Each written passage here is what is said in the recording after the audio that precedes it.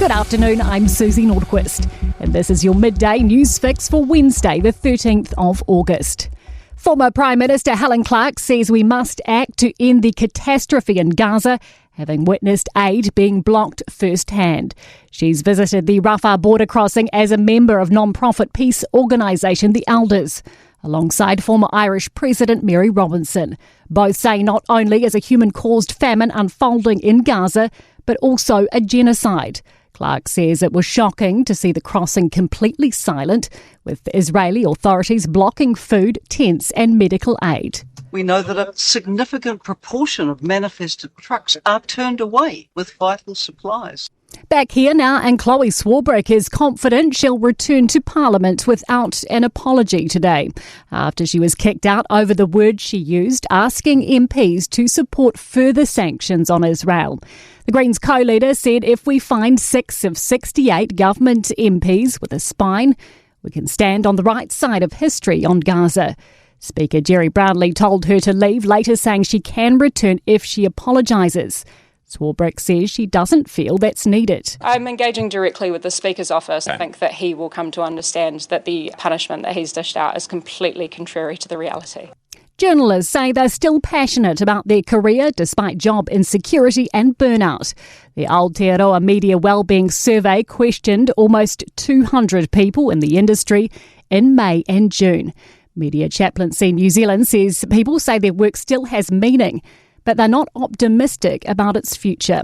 Founder Frank Ritchie told Herald Now's Ryan Bridge strong media is good for everyone. If you don't have healthy media, you don't have healthy news, you don't have healthy storytelling. And as our media shrinks and as jobs get lost, that means less people telling the stories that are important to New Zealanders. The Police Commissioner hopes work will begin on a second police college wing for Auckland early next year. An Auckland campus opened last month as an alternative to the Porirua facility. 40 recruits will graduate in coming months. Richard Chambers says it gives aspiring officers more flexibility on training. When I asked them the question on day one, how many of you are here because we've given you the opportunity to train here in Auckland, most of them put their hand up.